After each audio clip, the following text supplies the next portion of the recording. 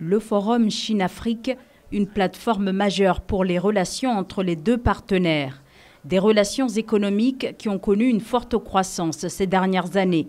Selon un rapport de la Banque mondiale, les échanges commerciaux entre la Chine et l'Afrique ont atteint 282 milliards de dollars en 2020, soit une augmentation de 20% par rapport à 2019.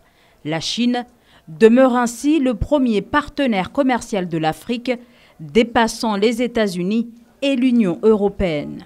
Nous voulons sortir des anciens schémas de coopération qui nous ont installés dans la dépendance. Et cela n'est possible qu'avec la Chine que si la Chine elle-même intègre la dimension de renforcer les capacités pour que les Burkinabés, les Maliens et les Nigériens soient en capacité de maîtriser ces technologies, de maîtriser ces outils, de pouvoir valoriser leurs différents potentiels. Donc nous sommes là pour pouvoir vraiment évaluer ensemble, mais dessiner ces perspectives d'évoluer avec un rapprochement plus important entre la Chine et l'AES, tant sur le plan de la sécurité que sur le plan du développement, mais aussi notre troisième pilier qui est la coordination de notre action diplomatique sur la scène internationale pour que la voix du Sud global soit entendue, que nous allions vers un monde qui soit multipolaire. Les investissements chinois en Afrique ont augmenté, avec un total de 40 milliards de dollars investis en 2020.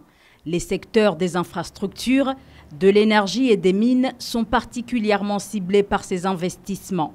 Les entreprises chinoises ont également lancé plusieurs projets de développement dans divers pays africains. Depuis 2024, nous avons arrêté un certain nombre de chantiers avec la Chine et qui se sont déclinés en actions prioritaires en lien avec les priorités du président du Faso, le capitaine Ibrahim Traoré, et qui portent sur les initiatives présidentielles dans le domaine agricole, dans le domaine humanitaire et dans le domaine du développement industriel.